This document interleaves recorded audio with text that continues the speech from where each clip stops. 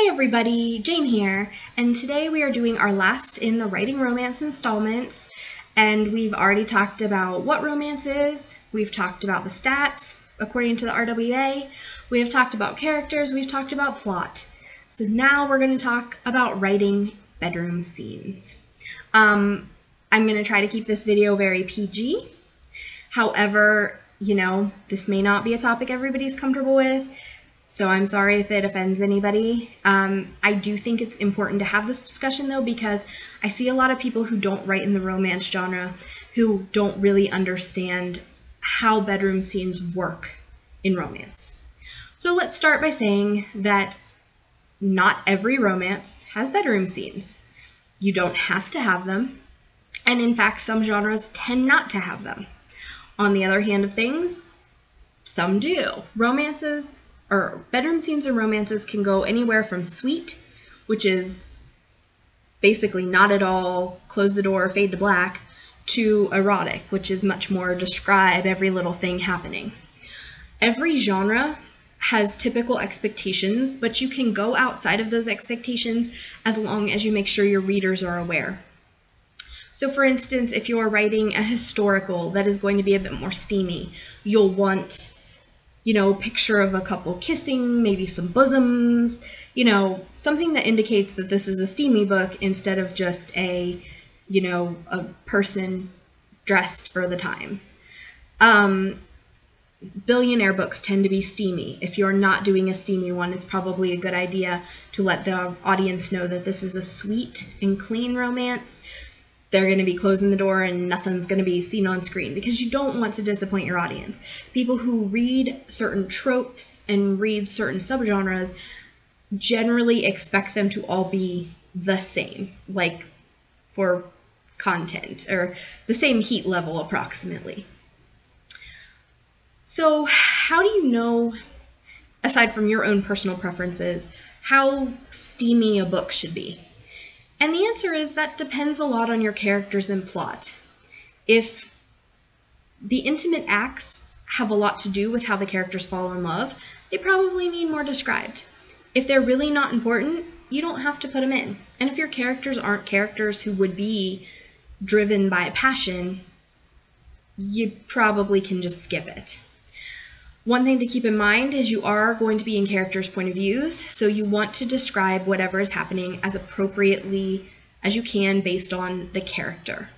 And this is a problem I had in one of my books, The Alpha's Daughter. I was writing in first person, and when I came to the bedroom scene, I realized that I didn't know what words were appropriate for the time period. It is during the time of Henry VIII, and I was trying to figure out what words she would say to describe her body. And I ended up, by the end of things, deciding that third person was a better way to go for that reason and others.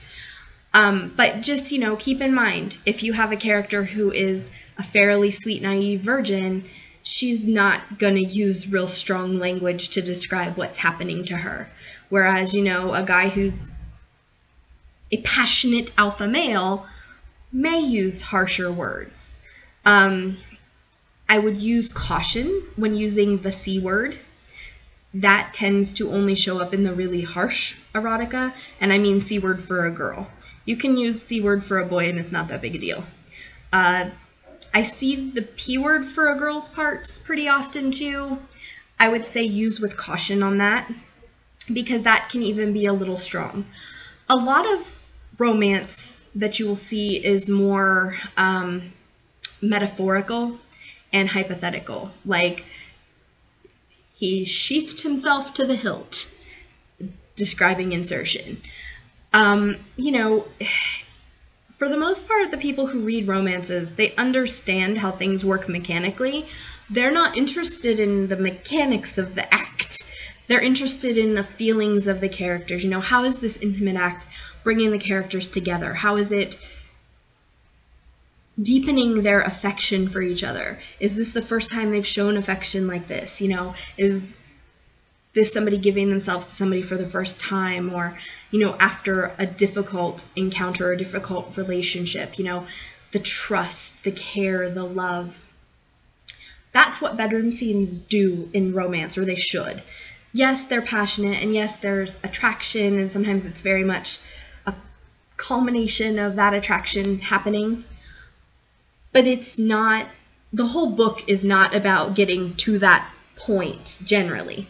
Again, romance and pornography are completely different. And even erotic romance and pornography are very different monsters.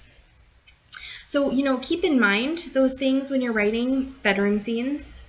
A couple things that are really popular right now that you should be aware of is explicit consent. If it is possible to give your characters the opportunity to explicitly consent to what they're doing, that tends to win bonus points for you. I've seen that all over BookTube right now, where people want to see explicit consent, probably because of some of the movements happening right now. They want to make sure that everybody involved in the story is getting exactly what they want and wants what they want. Another thing to keep in mind that has fallen out of favor, and this actually breaks my heart a little because I enjoy these scenes, are the first blood scenes, the loss of virginity where there is bleeding. I write historical, I read historical, there's a lot of that in historical. In historical, you can probably still get away with it, but it is definitely falling out of favor because of science. And science, I don't know where these stats came from, but somebody had told me that only 30% of women actually bleed when they lose their virginity. So, we're showing scenes of the minority when we have that first blood. And some people have said that only if the guy is kind of a ruffian will a girl bleed at all. And I don't personally believe that based on my own personal experience of my first time. It was sweet, it was wonderful, it was very loving, very romantic, but there was blood happening. Sorry, TMI, but it's the truth. So just be aware, though. That was something that used to be pretty popular and common, and you'd see in a lot of books, and it is highly out of favor now.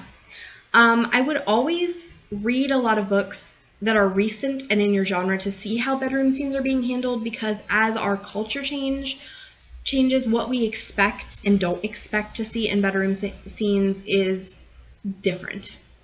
There are historical romances where the men basically more or less raped the girls, but it was okay. I mean, not all readers thought it was okay, but it was a lot more commonly used in historical romances, and now I wouldn't try it. I wouldn't try anything where there's not explicit consent. I wouldn't try vague consent. I wouldn't try, she's sleeping and so I'm gonna go start feeling her up. I wouldn't do any of that at this point in the writing of stories, of romances. But again, see what's common in your genre, see how it's done, and unless you have a good idea or a good reason to do otherwise, generally it's best to follow suit with that, as far as heat level goes and as far as explicitness. On the other hand, though, don't write anything you're uncomfortable with, because I think that will show through. And don't feel like you have to describe everything. I know writing bedroom scenes makes a lot of people uncomfortable, and that can really come through. It can make the scenes very difficult to read and choppy and not having flow. So read well-written bedroom scenes, try writing them, but ultimately write where you're comfortable and what works for you. I don't care for really explicit scenes, and so I generally don't write them. I have in the past, but definitely, especially as I get a little older and more prudish, I don't care for them. Everything's much more metaphorical. I don't like the P word. I don't like the C word.